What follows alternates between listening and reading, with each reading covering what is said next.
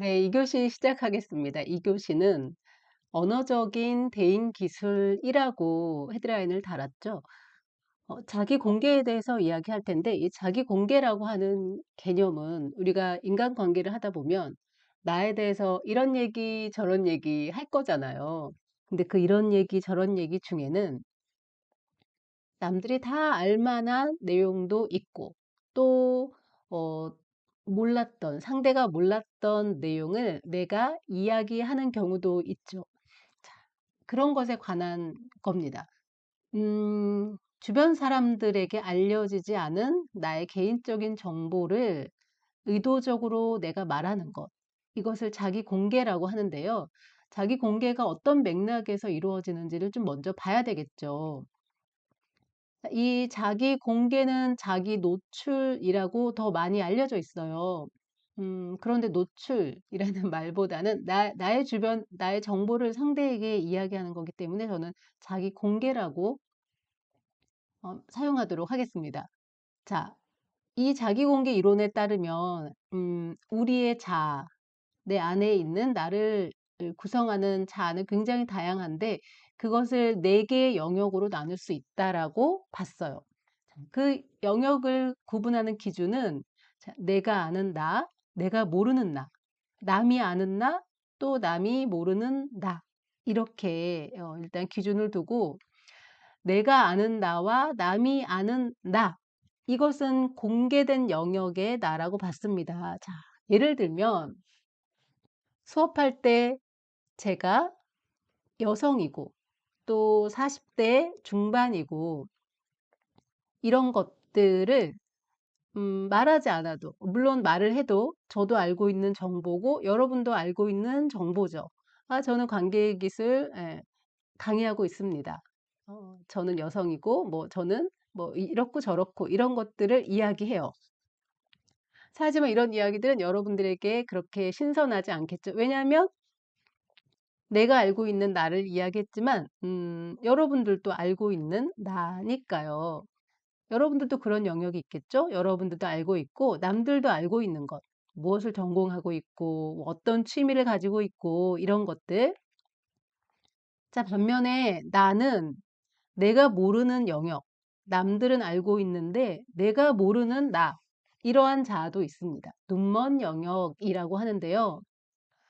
어, 너 어제 잘 때 그렇게 누구랑 대화하더라? 너 그런 거 알고 있었어? 아니, 나 몰랐는데 내가 그런다고? 뭐, 예를 들면 이런 거. 아니면, 너 발표할 때는 눈빛이 달라지는 거 알아? 그럴 땐 진짜 다른 사람 같아. 내가 그랬어? 이런 느낌. 남들은 나의 어떤 모습을 알고 있는데 나는 파악하지 못했던 이러한 자아도 있죠. 이걸 눈먼 영역의 자아라고 합니다. 자, 그리고 또 하나의 영역은 나도 모르고 남도 모르는 영역에 속해 있는 자아죠. 그럴 수가 있나요? 그럼요. 그럴 수 있죠. 왜냐하면 음, 우리에게는 잠재되어 있는 모습들이 있죠. 앞으로 나타날 모습도 있고요. 이것은 나도 알 수 없고요. 남도 알 수 없어요. 그래서 이러한 영역이 있고, 자, 문제의 이 히든 영역 보도록 하죠. 자, 나의 자아 중에는 나만 알고 있는 게 있어요. 나는 알고 있는데 남은 모르고 있는 것들이 있죠. 자, 오랜 친구 관계일 때도 그렇고 처음 만난 사람에게도 그렇죠. 내가 말하기 전에는 상대가 알 수 없는 것들이 있습니다. 누군가는 이 영역이 굉장히 클 수 있고요. 누군가는 그렇게 크지 않을 수 있어요. 어떤 사람은 공개된 영역이 가장 넓을 수 있고 또 어떤 사람은 눈먼 영역이 가장 많은 부분을 차지할 수 있고 어떤 사람은 이 숨겨진 영역이 가장 많이 차지할 수도 있죠. 자, 여러분은 어떤 스타일인가요? 누구를 만나는지에 따라 또 달라질 수 있겠죠? 자, 자기 공개는 이처럼 숨겨진 영역에 있던 내 정보를 상대에게 말하는 거예요. 나 사실은, 너보다 한 살 많다? 이거. 이런 것들은, 진짜, 몰랐네. 남이 몰랐던 내 모습이죠. 남이 몰랐던 내 모습을 내가 말하는 것. 이때는 어쩔 수 없이 말하는 것이 아니라 솔직해지고 싶다. 솔직함을 통해서 친해지고 싶다. 이러한 의도, 분명한 의도를 가지고 말하는 것입니다. 이것을 자기 공개라고 하죠. 자, 자기 공개의 개념이 무엇인지 좀 잡히셨나요? 우리에게는 이렇게 다양한 영역의 자아가 있는데 그중에서 나만 알고 있던 것을 남에게 말하는 거예요. 내가 의도적으로. 내가 의도적으로 나 사실은 외국에서 좀 살다 왔어. 중국에서 6년 살다 와서 한국 문화가 조금은 서툴러. 이렇게요. 자, 아, 그랬구나.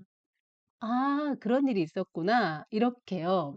자, 이런 것들을 자기 공개라고 합니다. 자기 공개를 하면 상대방과 그 사람과 어, 다양한 긍정적인 작용들이 발생하죠. 일단 상대방은 나에게 비밀을 이야기해준 그 사람과의 경계심이 풀어질 수 있겠죠.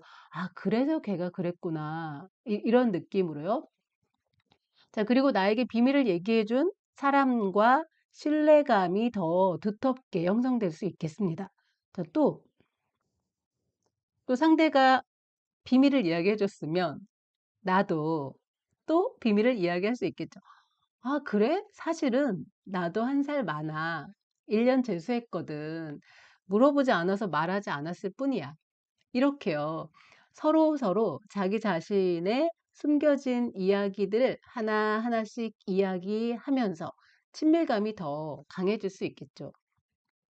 자, 근데 자기 공개를 할 때 우리가 좀 더 살펴봐야 하는 것은 정보를 공개할 때, 그러니까 나만 알고 있는 내 이야기를 대화 상대에게 혹은 주변의 친구들에게 이야기할 때 그 양을 한번 생각해 봐야 될 거예요. 한 번에 너무 많은 자기 공개를 해버리면, 오, 뭐야, 뭐야, 라고 상대가 놀랄 수 있겠죠. 어, 비슷한 양으로 또 공개하는 것도 필요합니다. 내가 한 두 개 얘기했다면 상대도 두 개 이야기하고, 그 다음에 상대가 두 개 얘기했으면 나도 또 적절한 정도로 두 개, 세 개 정도 이야기하고, 또 내 얘기를 듣고 상대도 이렇게 이야기하고, 이렇게 비슷한 양으로 공개하는 것이 안정적인 관계라고 할 수 있어요.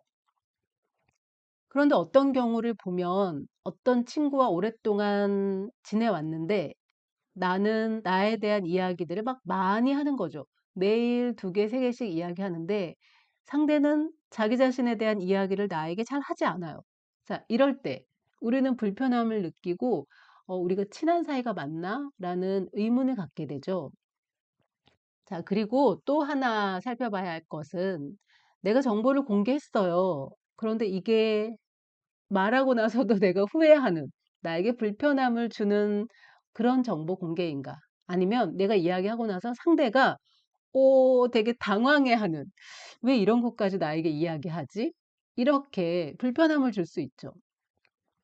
그래서 우리가 어떤 사이인지 이런 얘기를 해도 되는 건지 이런 것들을 잘 고려해서 해야 되겠습니다.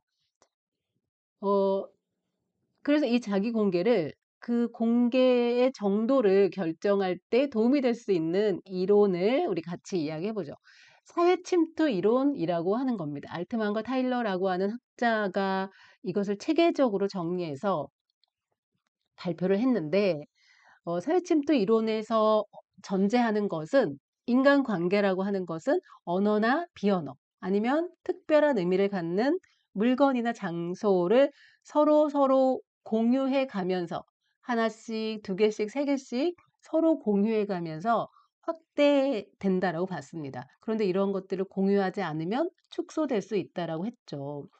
말뿐만 아니라 비언어적인 것뿐만 아니라 예전에 뭐 유니버셜 스튜디오 갔었잖아. 아니면 나에게 이 곰인형은 굉장히 특별한 의미를 갖고 있어. 뭐 이런 식으로요. 너도 그 장소 갔었어? 나도 가족들과 그 장소를 방문했었지. 라고 하면서, 어, 말뿐만 아니라 어떤 물건이나 장소에 대한 것들을 공유함으로 인해서 인간관계, 그러니까 친밀함이 확대될 수 있다라고 전제하고 있습니다. 자, 그리고 그 과정에서 그러면 어떻게 친해지느냐? 이 친해지는 과정을 체계적으로 구분하는 것이 이 이론에서 제시하고 있는 핵심인데요. 자, 이 과정에서 아까 이 히든 영역에 있었던 사적인 정보를 얼마큼 노출하느냐에 따라서 관계의 발전이 이루어진다라고 봤는데 교환적인 관점으로 보고 있습니다. 자, 우리 사회 교환 이론 기억나죠? 주고받는 것이 균형을 이루어야 한다. 그래서 사회 침투 이론은 지극히 사회 교환적인 관점에서 어, 구축된 이론입니다.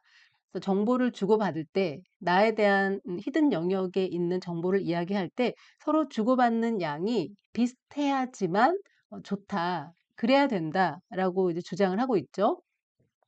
자, 그리고 대인 관계에서 내가 자기 노출을 할 때, 자기 노출, 자기 공개죠. 자기 노출을 할 때, 그때는 그 노출의 폭과 깊이가 존재한다라고 봤습니다. 자, 어떤 얘기냐면, 나에 대한 정보들이 이렇게 있을 거잖아요. 가장 겉표면에 있는 정보가 있을 테고, 좀 더 안쪽에 있는 정보가 있을 테고, 더 안쪽에 있는 정보가 있을 테고, 가장 내밀한 나의 정보가 있을 겁니다. 그리고 그 정보의 주제들은 다양하겠죠. 예를 들면 이쪽은 가족에 대한 주제, 이쪽은 취미에 대한 주제, 이쪽은 뭐 진로에 대한 주제, 이쪽은 친구에 대한 주제, 이런 식으로 다양한 주제들이 있을 겁니다. 한 개인에게 이 주제는 무궁무진하겠죠. 그런데 폭은 넓지만 깊지 않은, 폭은 좁지만 깊이 있는 이것은 무슨 뜻이냐면요. 네, 빨간색 친구와는 다양한 주제에 대해서 이야기해요. 그런데 깊이가 없어요. 자, 예를 들면, 근데 부모님은 잘 계시니? 건강하시니? 근데 그때 너 자격증 준비하고 있다고 했는데 계속하고 있어? 어, 근데 너 어떤 뭐 직업을 갖고 싶다고 했는데 그거 아직도 그래? 친구, 누구 친구랑 잘 지냈었잖아. 걔들은 잘 지내? 잘 지내고 있어. 자, 이런 식으로. 많은 주제들을 같이 이야기하지만 깊이 진행되지 않는 거죠. 그래서 어떤 느낌인지 아시겠죠? 빨간색의 경우입니다. 자, 파란색 친구도 있을 수 있죠. 파란색 친구는 두루두루 대화 주제를 이야기하진 않지만 두 가지 정도 주제를 이야기하는데 조금 더 깊이 있는 주제를 이야기하는 거죠. 그때 어머님 병원비 때문에 너 고민했었는데 그 병원비는 어떻게 마련이 잘 됐어? 그래서 건강도 괜찮아지셨어? 뭐 후유증은 없으셔? 그래서 거기에 대한 이야기를 계속해서 나누는 거죠. 자격증을 준비한다고 하는데 진척은 어느 정도 됐어? 어려움은 없어? 그때 만약에 지난번에 떨어졌는데 그때 네 마음은 어땠어? 다시 도전할 거야? 이런 식으로 조금 더 깊이 있는 대화를 나누는 친구도 있죠.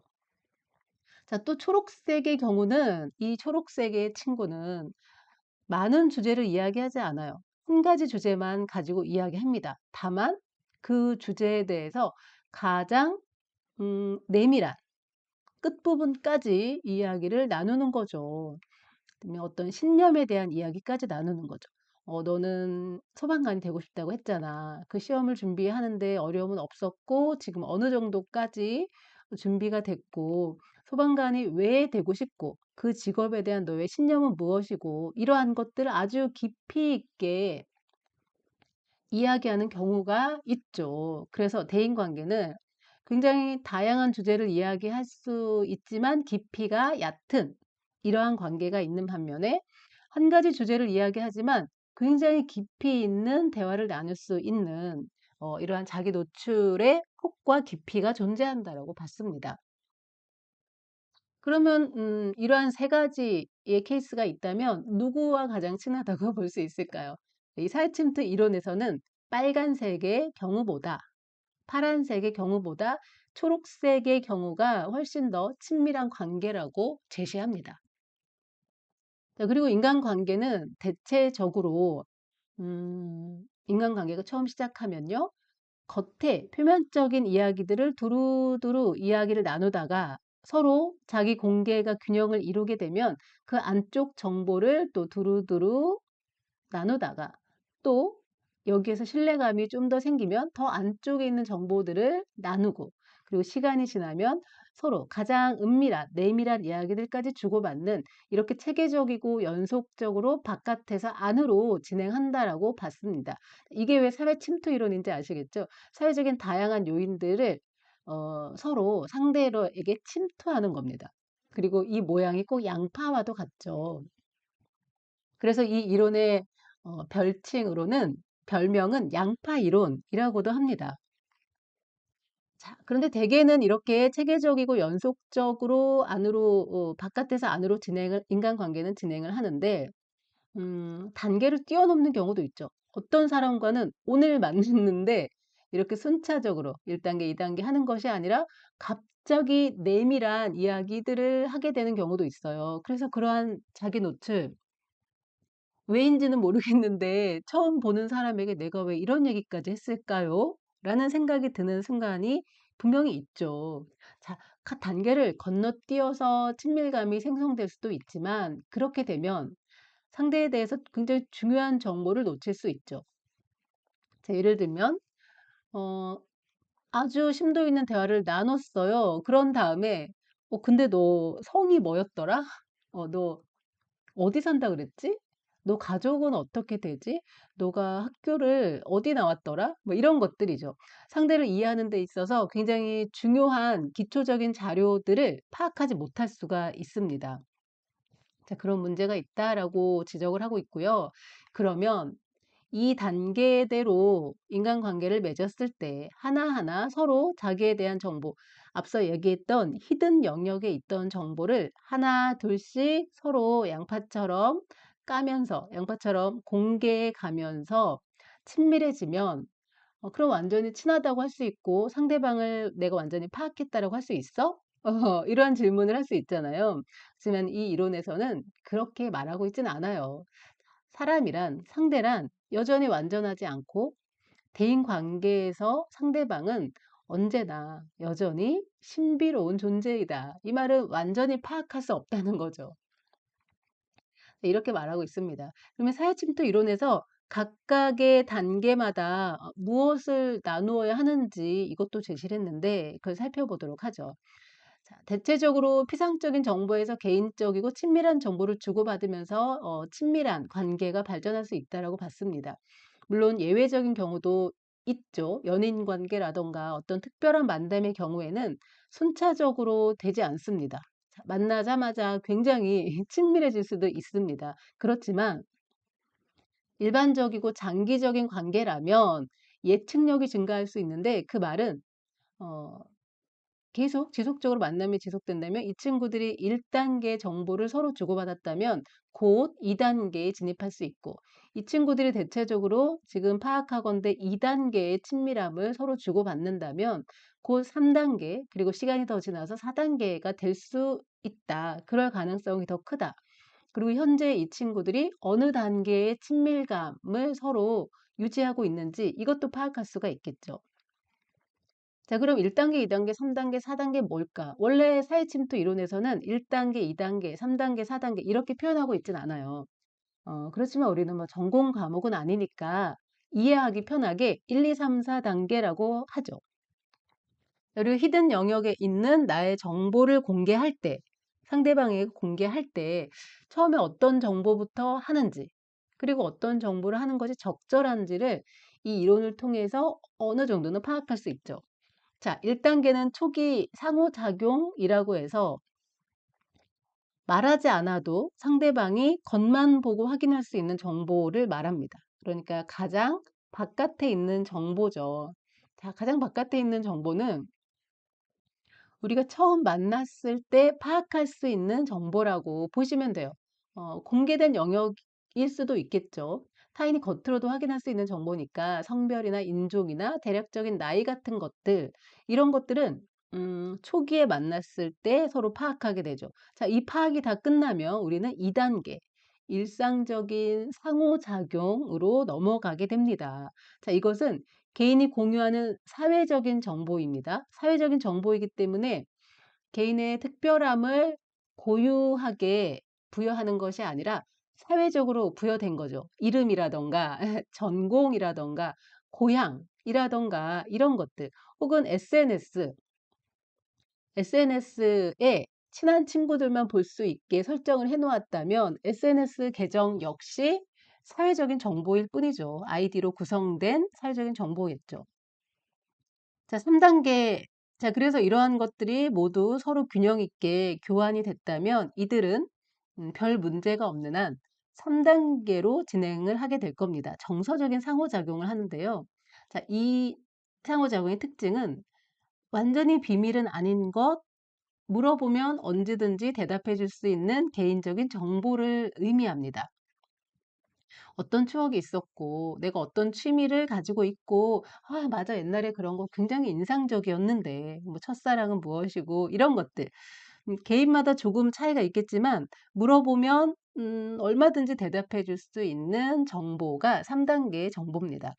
자, 그리고 4단계, 가장 내밀한 곳에 있는 4단계는 매우 안정적인 상호작용이라고 해서 믿을 수 있는 사람에게만 말하는 정보들이 있죠. 매우 사적인, 숨겨둔, 나만 아는 정보인데 이것은 물어본다고 해서 대답해 주는 것이 아니에요. 믿을 만한 사람일 경우에만 얘기하는 거죠.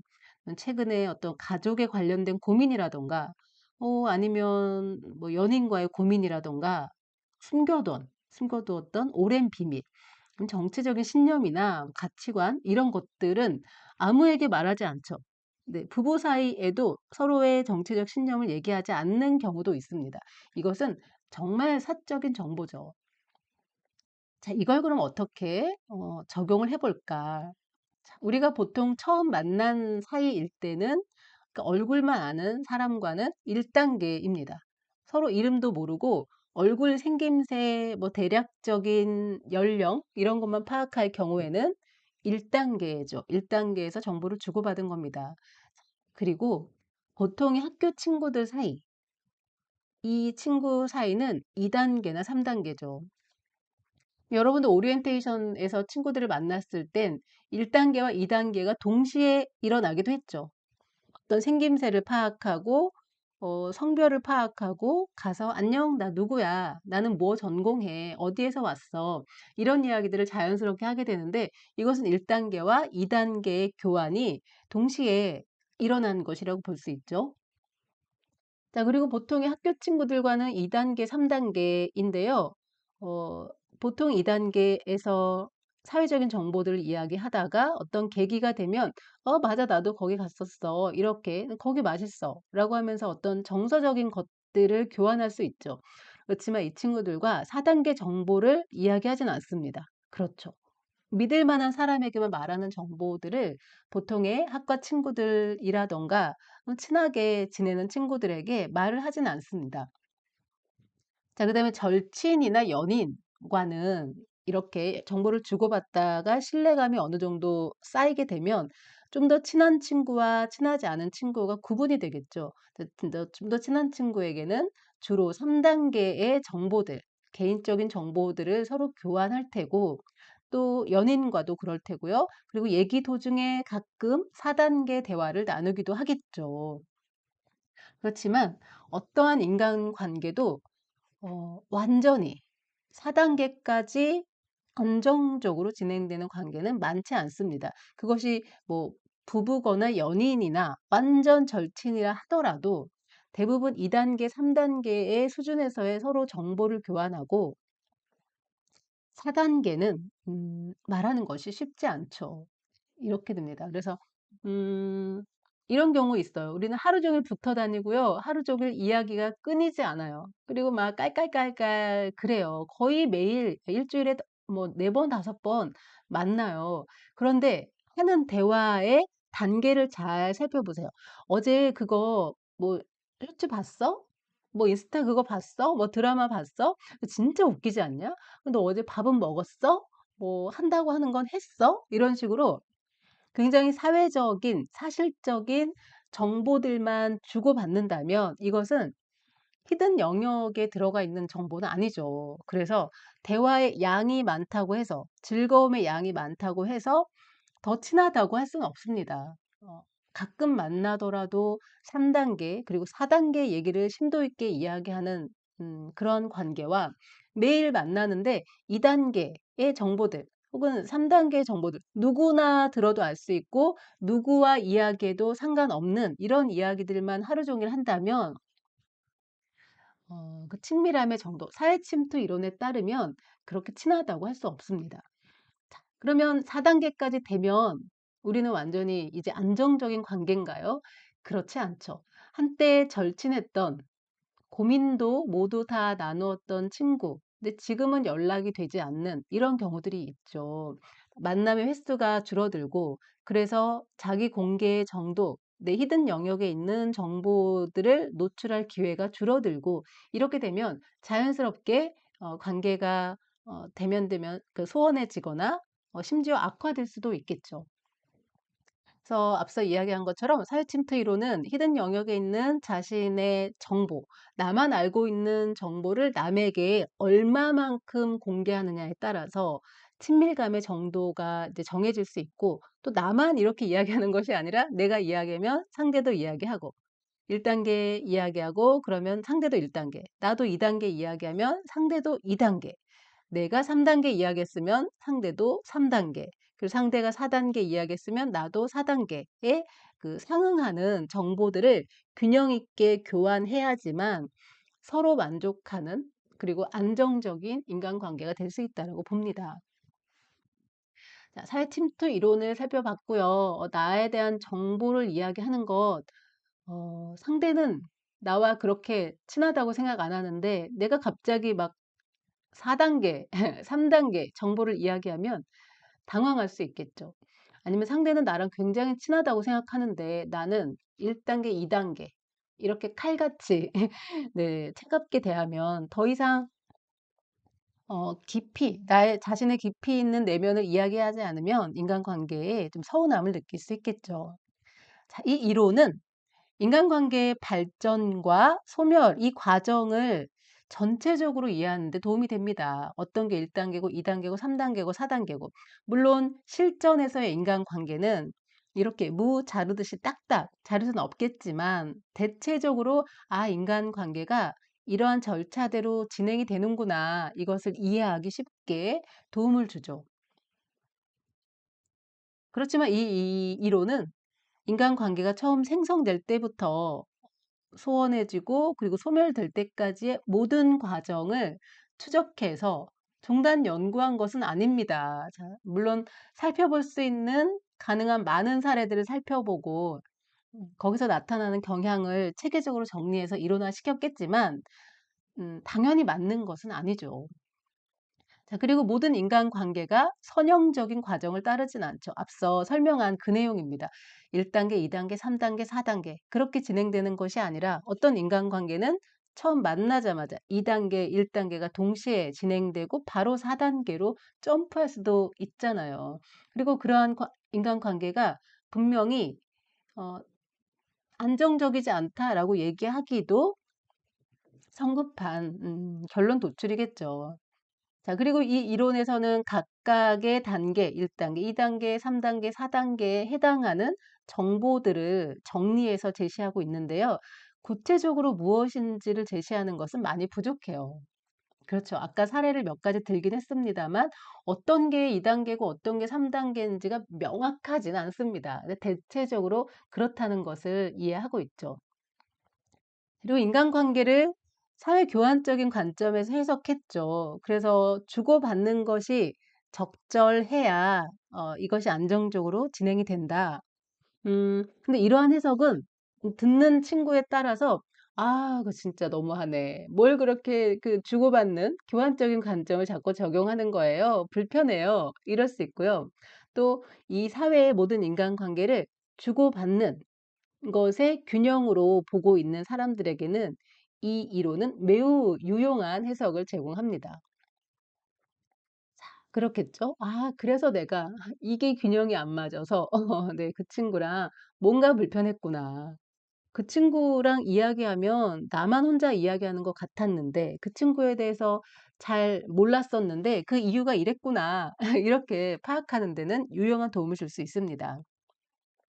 자, 그리고 또 하나는 SNS에서인데요. SNS에서의 인간관계에 대한 이론들이 아직은 막 짱짱하게 성립되어 있지 않아서 여기에서 좀 더 적용을 해보면 SNS 같은 경우 친구 공개가 아니라 전체 공개를 막 해놓는 사람들이 있죠.